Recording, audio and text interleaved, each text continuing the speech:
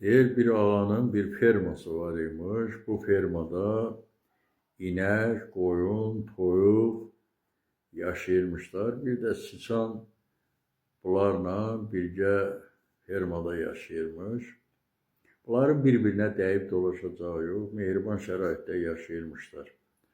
Amma ağa gəlir görür ki, tövlədə sıçan var. O bu sıçanı tutmaq üçün tövləyə gətirir bir tələ qurur.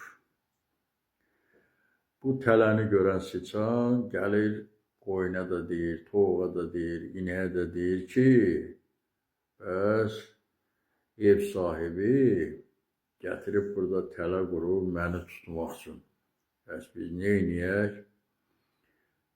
Hamısı deyir ki, bizə nə var, tələ qurub sən vurub da, ged özün neynirsən, elə ginən.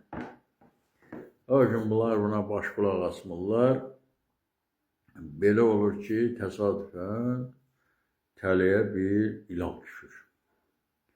Bu ilan yaralanır, çıxır. Yaralı ilan da qəzəbli olar. Bu ağanın arvadı tövləyə gələndə bu ilan ağanın arvadını çalır. Həkim gətirirlər.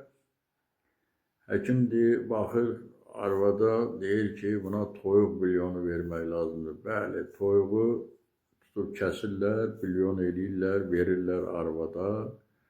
Bu ağanın qovma əsabası eşidir ki, bəs ağanın arvadını ilan çalıb, bunlar da başlayırlar bir-bir.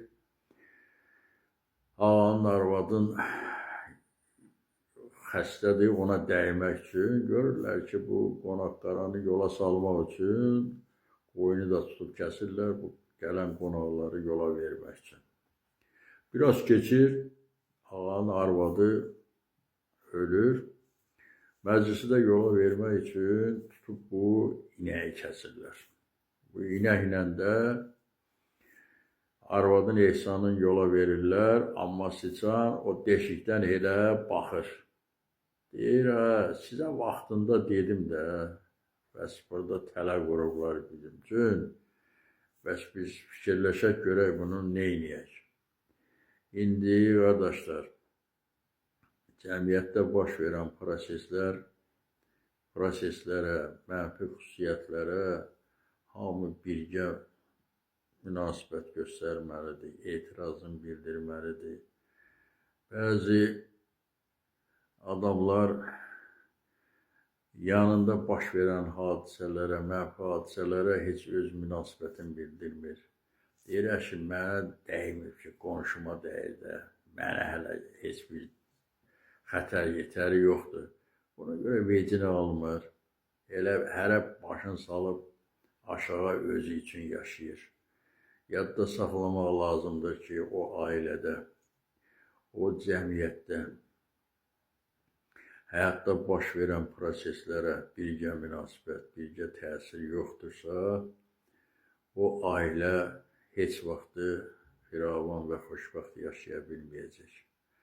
Hansı cəmiyyətdə, ailədə birgə münasibət varsa, o ailə daim xoşbəxt və mehriban yaşayacaq. Ona görə sizə birgə